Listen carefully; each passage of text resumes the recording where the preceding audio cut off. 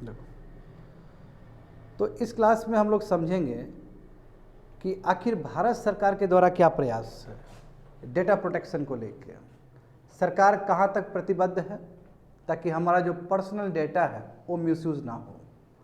और fiduciary relation का मतलब क्या होता है, जितने भी सर्विस प्रोवाइडर है, चाहे वो गूगल हो, चाहे वीडियो स्ट्रीम का हो या म्यूजिक हो, जितने भी सब सर्विस प्रोवाइडर होते हैं और हमें सर्विस देते हैं, तो जब हमें सर्विस देंगे तो हमारा डेटा वहाँ जाएगा ही जाएगा। तो हमारे और हम सर्विस प्रोवाइडर के बीच में रिलेशन किस तरह का होना चाहिए, और इसलिए भी ये निर्णायक है, इम्पॉर्टेंट है, क्योंकि हम जानते हैं कि 2017 में सुप्रीम का एक लैंडमार्क जजमेंट आया था, पुट्टास्वामी जजमेंट, जिसमें सुप्रीम कोर्ट ने कैटेगरिकली बोल दिया कि राइट टू प्राइवेसी भी of fundamental rights under article 21। तो यही रीज़न है कि इसके बाद भारत सरकार ने एक कमेटी बनाने का निर्णय लिया, और वही कमेटी क्या है, तुम्हारा श्री कृष्णा कमेटी है, और इसने रिपोर्ट 2018 को सौंपा था। और इस रिपोर्ट को हम लोग एनालिसिस करेंगे, इस रिपोर्ट में दिया क्या गया है, समझ गए। और ये भी बिल्कुल आईसीटी से ही रिलेटेड है स्टूडेंट, इसलिए artificial intelligence we have covered, खत्म हो गया है, और दूसरा मॉड्यूल चल रहा है, समझ गए। तो देखो थर्ड पॉइंट देखो तो बेटर समझ में आएगा, थर्ड पॉइंट को पहले पढ़ोगे तो supreme court in its Puttaswamy judgement 2017 declare privacy a fundamental right. सही बात है ना। और इसलिए क्या हुआ कि सरकार को ना एक तरह से मोरल प्रेशर क्रिएट किया है, सरकार के ऊपर एक मोरल प्रेशर हुआ है कि अब सरकार क्या करेगी, डेटा प्रोटेक्शन के लिए कोई लेजिस्लेशन लेके आएगी, ठीक है। और सरकार की है, बट लेजिस्लेशन लाने से पहले सरकार ने एक कमेटी का गठन किया, ठीक है। तो देखो एक committee headed by retired supreme court जज जस्टिस BN श्री कृष्णा, ठीक है, और उन्होंने अपना रिपोर्ट सौंपा है, और उस रिपोर्ट का नाम क्या है, data protection framework to the government of India, यानी कि भारत सरकार को ये डेटा प्रोटेक्शन फ्रेमवर्क सौंपा है, रिपोर्ट सौंपा है, रिपोर्ट का नाम है, समझे। और रिपोर्ट कब कमेटी कब बनाया भारत सरकार ने, जुलाई 2017 को बनाया था, ताकि डेटा प्रोटेक्शन के ऊपर काम हो सके, फ्रेमवर्क हो सके, आखिर कैसे डेटा को प्रोटेक्ट करना है। डेटा बुझने आता है तुम लोग को, डेटा क्या होता है, अभी जो दिए हैं वो डेटा ही है, ठीक है। जितना ही फेसबुक यूज़ करते हो तो जाता है तुम्हारा चॉइसेस कि फेसबुक में क्या पसंद कर रहे हैं, यूट्यूब में पसंद करते हो ना वीडियो, सब वो सब डेटा ही है तुम्हारा, समझ गए ना।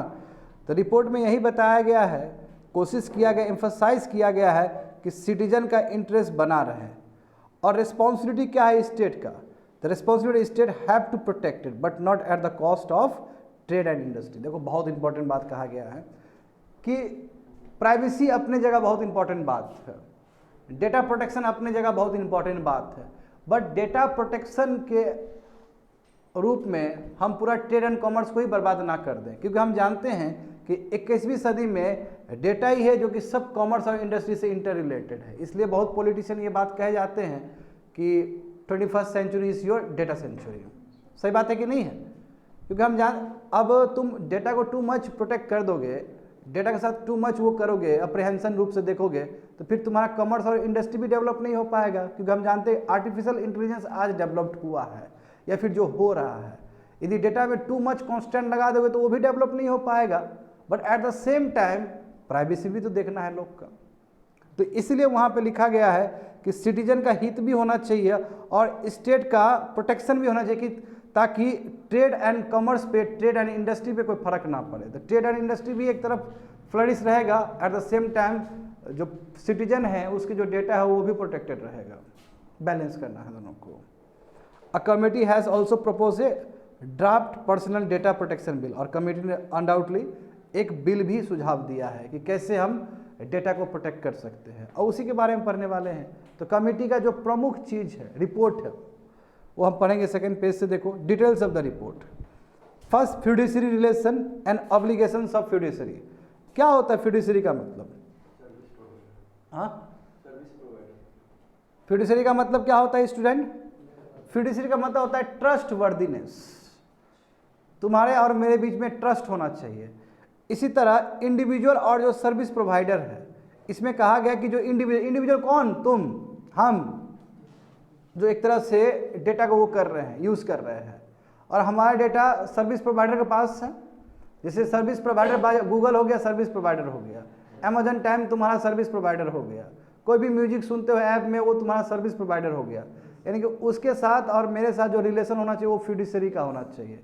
फिड्यूशियरी का रिलेशन का मतलब क्या कि जो भी मेरा डेटा उसके पास जा रहा है वो एक तरह से कस्टोडियन के रूप में काम करे, ट्रस्टवर्दी की तरह काम करे, उस डेटा को गलत तरीके से यूज़ ना करे, और यदि वो डेटा किसी तरह भी यूज़ कर रहा है तो उसके लिए हमें से परमिशन लेना होगा और ये बोलना होगा कि इस चीज़ के लिए हम यूज़ करना चाहते हैं, और हमसे सहमति होगा तभी वो उस चीज़ के लिए भी यूज़ कर सकता है। यदि हम सहमत नहीं है तो वो चीज़ के लिए भी यूज़ नहीं कर सकता है। That is called fiduciary relation. The committee noted that the relation between the individual and the service provider must be viewed as a fiduciary relation. समझ गए ना, फिड्यूशियरी रिलेशन होना चाहिए, यानी कि जो सर्विस प्रोवाइडर वो कस्टोडियन के रूप में काम करना चाहिए और ट्रस्ट वर्दीनेस होना चाहिए इंडिविजुअल और तुम्हारा सर्विस प्रोवाइडर के बीच में। This is due to the dependence of the individual. क्यों? क्योंकि इंडिविजुअल पूरी तरीके से डिपेंडेंट है सर्विस प्रोवाइडर के ऊपर। अब जब डिपेंडेंट है तो इसका मतलब ये नहीं हुआ कि मेरा डेटा तुम गलत यूज़ करोगे, एक म्यूचुअल रेस्पेक्ट होना चाहिए। तो वही बोला कि चूंकि इंडिविजुअल पूरी तरीके से सर्विस प्रोवाइडर पर डिपेंड करता है अपने सर्विस के लिए, इसलिए सर्विस प्रोवाइडर को उसका डेटा को गलत इस्तेमाल नहीं करना चाहिए। यही तुम्हारा क्या है? फिड्यूशियरी रिलेशनशिप है। देयरफॉर सर्विस प्रोवाइडर में कुछ भी हो सकता है, गूगल भी हो सकता है, ठीक है, अमेजन भी हो सकता है, वीडियो भी हो सकता है, यूट्यूब भी हो सकता है, फेसबुक भी हो सकता है, कुछ भी सर्विस प्रोवाइडर। इसलिए जितने भी सर्विस प्रोवाइडर है, therefore the service provider processing the data is under an obligation to deal fairly with the individual personal data and use it for the authorized purpose only। तो कहने का मतलब क्या हुआ कि इसलिए जो सर्विस प्रोवाइडर है वो डेटा को प्रोसेस करे, यानी कि डेटा को जो यूज़ करे वो बिल्कुल नियम कायदे के हिसाब से यूज़ करे और बहुत ही फेयर यूज़ करे, सही तरीके से। ऐसा ना हो कि फेसबुक में हमारा डेटा गया और उसके बाद अगला दिन हमें एडवर्टीजमेंट आ रहा है दवाई दुकान से, ये दवाई खा लो डायबिटीज। ऐसा नहीं होना चाहिए। और जिस चीज़ के लिए डेटा हमसे बोल रहा है, यूज़ करना चाहता है, हमारा डेटा यूज़ करना चाहता है, वो भी क्या होना, लेजिटिमेट पर्पस होना चाहिए, उसके पीछे कुछ आधार होना चाहिए, लॉफुल पर्पस होना चाहिए। अब ऐसा नहीं कि फेसबुक यूज़ किया दे दिया एडवर्टीजमेंट इंडस्ट्री को, तब तो फिर टारगेटेड कस्टमर बन जाएगा वो, और ऐसा होता है प्रॉब्लम, समझा, ऐसा होता है। तो फिड्यूशियरी रिलेशन समझ गए ना। दूसरा देखो वहाँ पे ऑब्लिगेशन ऑफ फिड्यूशियरी, ये बहुत इंपॉर्टेंट है। ये दो जो ऑब्लिगेशन है, क्योंकि कमिटी ने बोला कि ये जो ऑब्लिगेशन आपको सुझा रहे हैं, जब आप लॉ बनाइएगा पार्लियामेंट में तो ये चीज़ पे ध्यान रखिएगा, ठीक है। To prevent abuse of power, यानी कि सर्विस प्रोवाइडर गलत तरीके से पावर को यूज़ ना करे, इसलिए जो भी लॉ पारित किया जाएगा पार्लियामेंट से, यानी कि डेटा प्रोटेक्शन बिल जो बनने वाला है भविष्य में, ठीक है, वो इस चीज़ को जरूर ध्यान रखे, दो चीज़ को। Obligation to process data fairly and reasonably, यानी कि जो डेटा प्रोसेस करने का, डेटा जो यूज़ करेगा सर्विस प्रोवाइडर, वो सही तरीके से करे, गलत इंटेंट से ना करे, लॉफुल कंटेंट के लिए करे, लेजिटिमेट पर्पस के लिए करे, समझ गए। दूसरा चीज़ क्या है? Two obligation to give notice to the individual at the time of collecting data to various points in the interim. इसका मतलब क्या हुआ कि मान लो कि सर्विस प्रोवाइडर डेटा को यूज़ करना चाहता है, तो वो एक नोटिफिकेशन भेजे कस्टमर को या कंज्यूमर को, और कंज्यूमर बोले कि ठीक है आप यूज़ कर सकते हैं, तभी वो यूज़ करेगा। तो यानी कि जितना बार भी आप डेटा यूज़ करते हैं कस्टमर का, कंज्यूमर का, वो हर एक बार आपको नोटिफिकेशन भेजना है उस पीरियड में, समझे। ये दो चीज़, ताकि कंज्यूमर को भी, कस्टमर को भी, इंडिविजुअल को भी पता रहे कि हमारा डेटा यूज़ कहाँ पे हो रहा है, और यदि यूज़ भी हो रहा है तो हमारे सहमति से यूज़ हो रहा है। समझ गए ना। That is 2 obligations. आगे देखते हैं पर्सनल डेटा। देखो अब इस पे तो तुमको मानना पड़ेगा जस्टिस BN कृष्ण कमेटी को, ये कितना ब्यूटीफुल डेफिनेशन दे दिया पर्सनल डेटा का, कि पर्सनल डेटा का मतलब क्या होता है। ठीक है, पहले एक तुम्हारा इसमें दिया गया, देखो पर्सनल डेटा, देखो ऐसे तो भेग वर्ड है ना, पर्सनल डेटा बोलोगे तो क्या नहीं आ सकता है इसके बीच में, ये भी भेग वर्ड है, मगर इस वर्ड को भी बहुत अच्छे से एक दिशा दिया है इस रिपोर्ट में। एग्जाम्पल समझो, the committee noted that it is important to define what constitute personal information. देखो कमिटी खुद ही बोला है कि ये बहुत जरूरी है, पर्सनल इन्फॉर्मेशन एक वेग वर्ड हो सकता है, तो सबसे पहले हमें सुनिश्चित करना होगा कि आखिर पर्सनल डेटा होता क्या है, यानी कि पर्सनल इन्फॉर्मेशन होता क्या है। तो देखो पर्सनल डेटा को किस तरह डिफाइन किया है इस कमिटी ने, कि पर्सनल डेटा हर वो डेटा हो सकता है स्टूडेंट जो कि एक इंडिविजुअल को आइडेंटिफाई करने में हेल्प करे, डायरेक्टली या इनडायरेक्टली। क्या गजब का डेफिनेशन है नहीं, कि एक इंडिविजुअल का आइडेंटिटी को इस्टेब्लिश करने के लिए डायरेक्टली और इनडायरेक्टली किस चीज़ का सहारा लिया जा रहा है, वो सब पर्सनल डेटा है। मोबाइल फ़ोन देखो, बायोमेट्रिक्स देखो, रेटिना देखो, होता है ना, रेटिना का भी यूज़ किया आता है ना जी। कास्ट देखो, कास्ट से भी पता चल जाता है, रिलीजन देखो। तो यहाँ पे फिर बात करेंगे पर्सनल डेटा और सेंसिटिव पर्सनल डेटा में अंतर क्या होता है।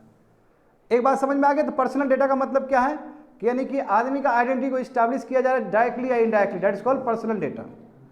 ठीक है। द कमिटी सॉट टू, देखो कमिटी ने ये भी बोला है कि पर्सनल डेटा और सेंसिटिव पर्सनल डेटा ये दोनों अलग होने चाहिए, क्योंकि सेंसिटिव पर्सनल डेटा और खतरनाक डेटा है ये, और यदि किसी के हाथ लगता है तो इसका नेगेटिव कॉन्सिक्वेंसेस होगा उस इंडिविजुअल के ऊपर। यानी कि मान लो कि तुम्हारा जो सेंसिटिव पर्सनल, जैसे मान लो कि तुम्हारा आधार कार्ड बहुत सेंसिटिव पर्सनल डेटा है, बात समझे। मान लो कि तुम्हारा एटीएम पिन नंबर हद सेंसिटिव है, वो समझ गए। तो इस तरह का जो है, इसलिए कहा गया है इस कमेटी में कि पर्सनल डेटा प्रोटेक्शन ये अलग होना चाहिए सेंसिटिव पर्सनल डेटा प्रोटेक्शन से, यानी कि दो अलग चीज़ है। क्यों? क्योंकि हम जानते हैं कि सेंसिटिव पर्सनल डेटा यदि लीक हो जाए तो इससे ज़्यादा डैमेज हो सकता है इंडिविजुअल को as compare to personal data. यानी कि पर्सनल डेटा से भी ज़्यादा सेंसिटिव पर्सनल डेटा ज़्यादा खतरनाक है, यदि लीक होता है तो प्रॉब्लम हो सकता है। तो आखिर क्या होता है सेंसिटिव पर्सनल डेटा? तो सेंसिटिव पर्सनल डेटा का मतलब है वो इंटीमेट मैटर्स, जो कि तुम्हारा बहुत ही प्राइवेसी के लिए जाना जाता है, बहुत ही प्राइवेट चीज़ है वो एक आदमी का। जैसे एग्जांपल देखो, कास्ट, जानते हो ना, कास्ट बहुत ही प्राइवेट चीज़ है। जैसे मान लो कि तुम अभी रेलवे स्टेशन में ट्रैवल कर रहे हो, कई बार अपना कास्ट बोल के मार खा जाओगे, या कास्ट बोल के दूसरे को मार दोगे, क्योंकि बहुत ही सेंसिटिव चीज़ है। कास्ट तो कभी बताना ही नहीं चाहिए। इसलिए बिहार कितना अच्छा राज्य है, कुमार और कुमारी अभी भी इतने लोग जी रहे हैं। हाँ, कास्ट बहुत ही पर्सनल सेंसिटिव डेटा है स्टूडेंट। कई बोलते हैं बात नहीं हुआ है, माँ कास्ट सेम है, दोस्ती हो गया। बात नहीं हुआ है, कास्ट अलग है, दुश्मनी हो गया। तो जो दुश्मनी करवा दे, जो दोस्ती करवा दे, जो लोन दिला दे, समझ रहे हो ना, तो ये चीज़ कितना खतरनाक है। और जो वोट भी दिला दे, चलो लोन तो बात की बात है। यहाँ तो आदमी लोग उस दिन बात कर रहे थे ना, म्यूनिसिपल ये चुनाव जो हो रहा था ना, एक तरफा चला गया यहाँ पे। तो कास्ट, हमारा कास्ट का नाम देंगे ना उसको वोट, तो ये पर्सनल सेंसिटिव डेटा है स्टूडेंट, समझ गए। तो वही चीज़ बताया गया। कास्ट हुआ, रिलीजन हुआ, या सेक्सुअल ओरिएंटेशन हुआ, यानी कि लड़का है कि लड़की है, लड़का और लड़की है, ये भी पर्सनल डेटा है, पर्सनल सेंसिटिव डेटा है, बहुत सेंसिटिव है। हाँ, इसलिए जानते हो ना, फेसबुक में लड़का लोग लड़की लोग का आईडी बना के अपना ही दोस्त को ठग रहा होता है। फेसबुक में दिखता है ये सब चीज़, समझ गए थे ये सभी चीज़ें। आगे देखो, नॉन कॉन्सेंशुअल प्रोसेसिंग। अब इसका मतलब क्या है? अब देखो, हर समय तो, अब अच्छा ये बताओ कि क्या ये पॉसिबल है कि हर समय तुम जो इंडिविजुअल है और हर समय हमारा परमिशन लेना पॉसिबल है? पॉसिबल नहीं है। तो ऐसा एक्स्ट्रा ऑर्डिनरी सिचुएशन होगा ना जहाँ पे बिना परमिशन लिए भी डेटा प्रोसेस किया जा सके? नॉट एवरी टाइम ना। मान लो कि कोई एक्सीडेंट है, किसी का एक्सीडेंट हुआ है, जैसे एग्जांपल देखो, पर्सनल सेंसिटिव डेटा में तुम्हारा पहले का प्रीवियस मेडिकल हिस्ट्री भी हो सकता है। ये तो सबसे इंपॉर्टेंट हो गया। पर्सनल सेंसिटिव डेटा में मैं बता रहा हूँ, मैं एग्जांपल बता रहा हूँ कि क्यों हर समय कंसेंसस की ज़रूरत है। आई मीन हर समय अप्रूवल आप नहीं ले सकते हो। जैसे मान लो कि एक किसी का, जैसे पर्सनल मेडिकल हिस्ट्री, ये तुम्हारा सेंसिटिव डेटा है किसी के लिए भी, क्योंकि उसे पूरा पता चल जाएगा कि हम कौन से रोग से वो है। यदि ये पता चल जाएगा तो फिर टारगेटेड एडवर्टीजमेंट, ठीक है ना। या फिर उसी तरह का आदमी लोग आएगा, मंडराएगा कि हमारा सेवा ले लो, हमारा जड़ी बूटी ले लो, ये ले लो, वो ले लो, और हमारा लीक हो जाएगा, सोसाइटी में पता चला कि हमको ट्यूबरक्लोसिस है, तो उसका भी एक दूसरा ही बन जाएगा इक्वेशन। देखा नहीं कोविड में क्या हुआ, ये मोहल्ला में क्या हुआ कोविड में, पता है ना तुम लोग को? बताओ। अरे हम इस मोहल्ला को नहीं पसंद करते हैं। इतना गंदा मोहल्ला है ये, समझे। कोविड हुआ तो सहानुभूति होना चाहिए ना कि कोविड हो गया, बेचारा मरने वाला है। यहाँ कोविड हुआ, भागो भागो भागो भागो, भाग रहा है पीछे। और ऐसा अफवाह हुआ था, मतलब मेरा भांजा नहीं गया था, तुम लोगों को पता है ना, वो ये भी गया वहाँ पर, खाना वाना खा के आया है, ये अभी नहीं फंसा था। और उस समय जानता है कि पहला लहर में तो आदमी कम मरा, ज़्यादा अफवाह फैला, और सेकेंड में सच में ही गया है और काम कुछ नहीं हुआ उस समय। कोविड का 2 फेज जो है ना, स्पेशली वो जो डेल्टा वाला फेज है, वो सबको याद रहेगा लाइफ भर। अब यहाँ पे समझो, चलो ठीक है, यहाँ पे आते हैं। देखो मेडिकल हिस्ट्री, जैसे मान लो किसी का एक्सीडेंट हुआ, स्टूडेंट लेट से किसी का एक्सीडेंट हुआ और उसको ले गए हम अस्पताल, ठीक है, तो उसका मेडिकल हिस्ट्री तो देखना ही पड़ेगा उस समय। अब उसको हम बोलेंगे कि ए मेडिकल हिस्ट्री दे सकते हैं तुम्हारा क्या, तो फिर तो वो लास्ट में वो 0 लिखाएगा उस पर, आई मीन चला जाएगा वो। तो ऐसे सर्कमस्टेंसेस में आप अप्रूवल लेने की जरूरत नहीं है, एक्स्ट्रा ऑर्डिनरी सिचुएशन है, समझिए, तो वही चीज लिखा गया है। The committee noted that it is not possible to obtain consent of the individual in all circumstances, समझ गए ना।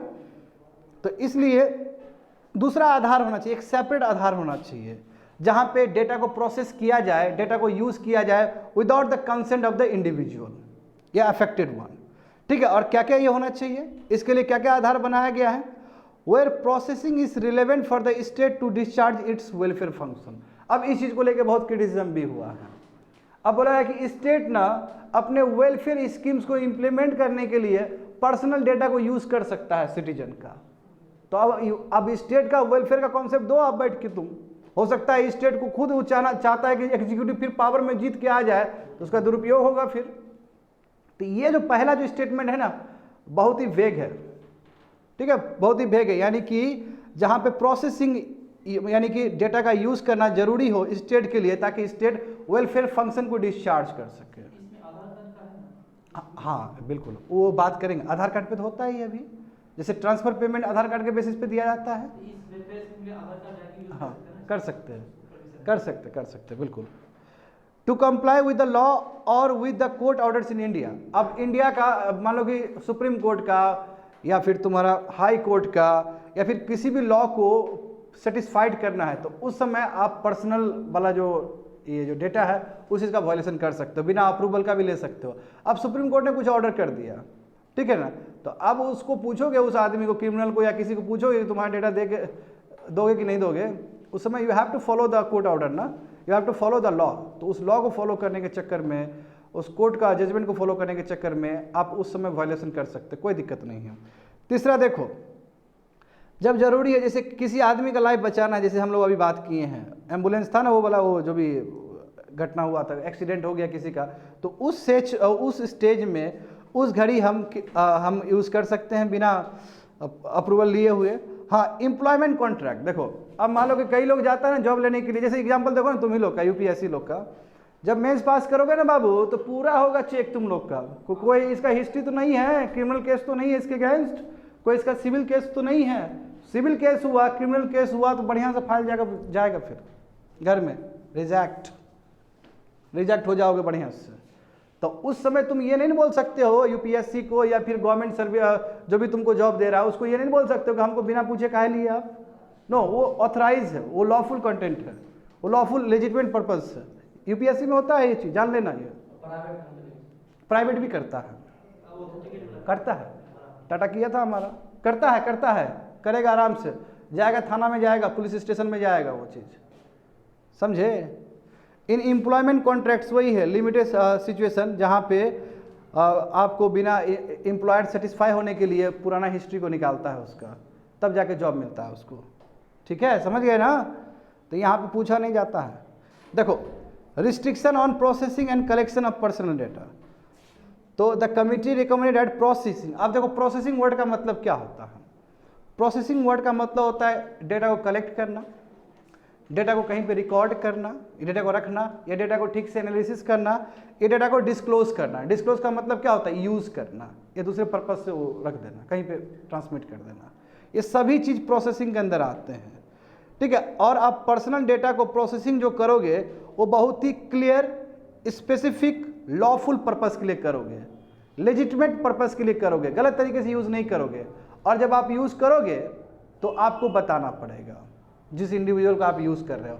और एक्स्ट्रा ऑर्डिनरी कंडीशन हम लोग 4 केस देख ही चुके हैं, उसमें पूछने की आवश्यकता नहीं है। Only that data which is necessary for processing is to be collected from anyone, यानी कि वही डेटा आप कलेक्ट करो जो डेटा चाहिए आपको।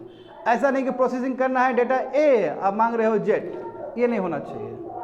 और जो भी मांग रहे हो उस पर भी इंडिविजुअल से कंसेंट लेने की आवश्यकता है आपको। आगे देखो, वन ऑफ द मोर, देखो जैसे कि हम लोग बात की नंबर 1 पे उस समय कि जो सबसे प्रॉब्लमेटिक जो सोल्यूशन दिया है बीएन कृष्णा कमेटी ने, कि स्टेट अपने फंक्शन को डिस्चार्ज करने के लिए, वेलफेयर स्कीम को इम्प्लीमेंट करने के लिए पर्सनल डेटा को यूज़ कर सकता है, इसका तो नाजायज़ फ़ायदा उठेगा। वही चीज़ लिखा गया वहाँ पे। जो सबसे प्रॉब्लमेटिक सजेशन कमेटी का ये रहा है कि पर्सनल डेटा को प्रोसेस किया जा सकता है सरकार के द्वारा, है ना। और सरकार का मतलब वही पार्लियामेंट कर सकता है, स्टेट लेजिस्लेचर कर सकता है, एग्जीक्यूटिव कर सकता है, लेजिस्लेटिव भी कर सकता है। तो भेग हो जाएगा फिर, तो वो सबसे बड़ा प्रॉब्लम है। इस चीज़ को भी ना, this includes provision of services, issuing of licence etcetera. अब इसमें क्या है कि इस लूपहोल्स पे काम होना चाहिए, और ये लूप, यदि ये लूपहोल्स को रख देते हो डेटा प्रोटेक्शन बिल में तो बहुत बड़ा आफत हो जाएगा। फिर सरकार तो लेजिटिमेट पर्पज से, यानी कि दिखाने के, लॉ दिखाने के लिए तुमको गलत तरीके से यूज़ करेगा। फिर कि वेलफेयर स्कीम चाहिए ना तुमको, डेटा दो, डेटा ले लेगा, पैसा भी नहीं भेजेगा। अब आदमी में बीजेपी का आदमी है, कांग्रेस का आदमी है, उस हिसाब से फिर होगा, समझे ना। तो ऐसे भी हमारे कंट्री में डेटा प्रोटेक्शन उतना नहीं है। वो तो पुट्टास्वामी जजमेंट के बाद पूरा एक डिबेट खुला भारत में कि हमारे कंट्री में भी अब डेटा प्रोटेक्शन होना चाहिए, जीडीआर का, वो उस पर यूरोपियन का जो है, क्या है यूरोप का, क्या है तुम्हारा बताओ तो, डेटा प्रोटेक्शन बिल का नाम क्या है? जीडीपीआर है, जनरल डेटा प्रोटेक्शन बिल करके समथिंग, वहाँ पे भी है ऐसे ही कुछ। चलो आगे देखो, right to be forgotten, very very important है। ये सबसे एक कैच है इस रिपोर्ट का, राइट टू बी फॉरगेटन। क्या होता है राइट टू बी फॉरगेटन का मतलब? मान लो कि हम हॉस्पिटल गए, जहाँ पे डॉक्टर ने या फिर जो भी हेल्थ केयर वाले बैठते हैं, उसने बोला कि आपका मेडिकल हिस्ट्री दिखाइए, और हमने दिखाया, तो अब हम एक बार दे दिए थे, तो अब मेरा इरेज हो जाना चाहिए वहाँ से। हम नहीं भी बोले तो इरेज कर दो, या हम तुमको बोले तो इरेज कर दो, यानी कि हमको अधिकार है भूलने का। एक बार दे दिए ना, हो गया ना, इरेज करो, बात खत्म करो। क्या भरोसा, वो दूसरा, वही वाला बात है, दूसरा कंपनी को पता चल जाएगा, भेजेगा हमको इक्विपमेंट सब। तो वही है right to be forgotten. Committee ने कहा कि जो डेटा प्रिंसिपल्स है, डेटा प्रिंसिपल मतलब इंडिविजुअल, हम लोग, persons whose personal data is being processed, यानी कि जो डेटा प्रिंसिपल्स है उसको पूरा अधिकार है डेटा को फॉरगेटन करने का, राइट टू बी फॉरगेटन। इसका मतलब हुआ they will be able to restrict और prevent any display of their personal data once purpose of disclosing the data has ended. यानी कि जब हमको डेटा देना था वो पर्पस खत्म हो गया, तो उसके बाद हमको पूरा अधिकार है कि हम बोले कि खत्म कर दो भाई, हटा दो वहाँ से स्क्रीन से, तुम या जहाँ पे भी स्टोर करके रखा है उसको हटा दो। That's called right to be forgotten. या फिर when the data principal withdraws consent from disclosure of their person, या फिर हम बोले कि अब हम तुमको नहीं देने वाले, जो बात खत्म हो गया, या फिर हम नहीं देंगे तुमको डेटा, ये भी राइट टू फॉरगेटन के अंदर ही आता है। तो right to forgotten is a very very important part of your this report, Shri Krishna report. ये एक बहुत इंपॉर्टेंट हिस्सा है राइट टू बी फॉरगेटन। आगे देखो डेटा लोकलाइजेशन, देखो इस पर कितना काम हुआ है, मोदी जी की तरफ से बहुत काम हुआ है इस पर। ये डेटा लोकलाइजेशन ही है स्टूडेंट, ये भले ही अभी श्री कृष्णा रिपोर्ट में आया है, बट डेटा लोकलाइजेशन अभी से नहीं, जब से हमारा रुपए कार्ड बना है। याद है तुम लोग को रुपए कार्ड? पहले मास्टर वीजा कार्ड था ना, जो यूनाइटेड स्टेट्स वाला बनाता था, अजय बंगा उसी के न थे सीईओ, अजय बंगा, जो कि अभी किसका बने हैं, वर्ल्ड बैंक का जो अभी प्रेसिडेंट बने हैं, बन गए हो गया, बता तो दिया उस दिन प्रेसिडेंट बन चुके हैं अजय बंगा। तो पहले अजय बंगा कौन थे? यही तुम्हारा मास्टर वीजा का वो सीईओ थे। अब उस समय बात उठा था कि आखिर भारत का डेटा है तो भारत में रहना चाहिए। अब हमारा डेटा से विदेशी लोग कमाएगा तो अच्छी बात नहीं है ना। और दूसरी बात है कि देखो हर कंट्री में नियम अलग अलग है, हमारे कंट्री में डेटा को लेकर नियम कुछ और होगा, यूनाइटेड स्टेट्स में कुछ और होगा, और तीसरी जगह कुछ और होगा। बताओ हमारा डेटा अब वो कुछ दूसरे नियम कायदे से दूसरे कंट्री में कुछ तरह अलग तरीके से ट्रीट किया जाएगा, अच्छी बात है क्या? इसलिए पूरा भारत में लहर आया, और आरबीआई ने भी उस समय बोला है कि डेटा लोकलाइजेशन होना चाहिए। अब यहाँ पे देखो सर्वर मतलब जहाँ पे डेटा कलेक्ट होता है। जैसे वर्ल्ड में सबसे ज़्यादा सर्वर कहाँ पे है? यूनाइटेड स्टेट्स में है, क्योंकि जानते हो जितने भी जाइंट हैं सब यूनाइटेड स्टेट्स के ही हैं। कुछ तुम्हारे सिंगापुर में भी है, जापान में भी है, साउथ कोरिया में भी है। तो हमारे कंट्री में भी सर्वर होना चाहिए। और जितना भी डेटा है, जैसे मान लो कि गूगल में हमारा बहुत सारा डेटा जाएगा, हम क्या क्या ढूंढेंगे, क्या क्या होगा हमारा, है ना। ईमेल में भी बहुत सारा जाएगा डेटा हमारा। तो वो जितना भी डेटा है वो बाहर नहीं जाना चाहिए, हमारा भारत के सर्वर में ही रहना चाहिए। सर्वर मतलब जहाँ पे स्टोर होता है डेटा, तो सर्वर भारत का ही होना चाहिए, बाहर का सर्वर नहीं होना चाहिए। तो उसी चीज़ को लेकर डेटा लोकलाइजेशन का बात किया गया है इसमें। Personal data will need to be store on the server, जो सर्वर है हमारा भारत का वहीं पे स्टोर होना चाहिए। और हाँ, पर्सनल डेटा बाहर जा सकता है, बट उसके लिए सेफगार्ड चाहिए, एक प्रॉपर सेफगार्ड के साथ ही जा सकता है। बट सेंसिटिव पर्सनल डेटा है, यानी कि क्रिटिकल जो पर्सनल डेटा वो सेंसिटिव डेटा है, जो सेंसिटिव डेटा वो बाहर भी नहीं जा सकता, वो इंडिया में ही रहेगा। और सेंसिटिव डेटा मतलब वही बता चुका हूँ, मेडिकल हिस्ट्री वगैरह हो गया, बायोमेट्रिक्स हो गया, रेटिना हो गया, कास्ट हो गया, रिलीजन हो गया, एज हो गया, ये सब बहुत इंपॉर्टेंट है, ये बाहर नहीं जा सकता है। बट पर्सनल डेटा वो छोड़ के बाकी जो चीज़ है वो बाहर जा सकता है, but with proper safeguard. India में ही होना चाहिए, सर्वर इंडिया में ही स्टोर होना चाहिए, यदि बाहर जाना जा सकता है बट सेफगार्ड के साथ जा सकता है। तो यही क्या है तुम्हारा डेटा लोकलाइजेशन। आगे देखो student, processing of sensitive personal data to require explicit consent. अब देखो, कभी भी पर्सनल डेटा यूज़ करेगा सर्विस प्रोवाइडर, तो उस समय सर्विस प्रोवाइडर को इन्फॉर्म करना होगा इंडिविजुअल को कि हम आपका यूज़ कर रहे हैं, और वो भी अच्छे से करना होगा। देखो इसलिए आता है ना, अब तुम लोग कभी भी ऐप ऑन करते हो तो आता है ना उसमें कि आप सहमत हो कि नहीं हो, तुम लोग यस करते हो तब आगे बढ़ते हो, है ना। यही रीजन है कि बहुत सारी चीज़ तो खोल भी नहीं पाते हैं, ऐसा होता है ना। या फिर कई जगह तो ऐसा भी ऐप है कि जहाँ पे गूगल को वो करो, ईमेल पूरा अपना दो तब जाकर खुलेगा, उस चीज़ से तो बिल्कुल भी हम जैसे ही देखते हो पीछे हट जाते हैं। अब फिर देखो इसका दिक्कत क्या होता है कि कई बार तुम किसी ऐप में जाओगे, अभी ऐप का ही कॉन्टेक्स्ट बात करते हैं, किसी ऐप में जाओगे, अपना गूगल अकाउंट दो, बाद में वही प्रचार आ रहा है पूरा तुम्हारे ईमेल में।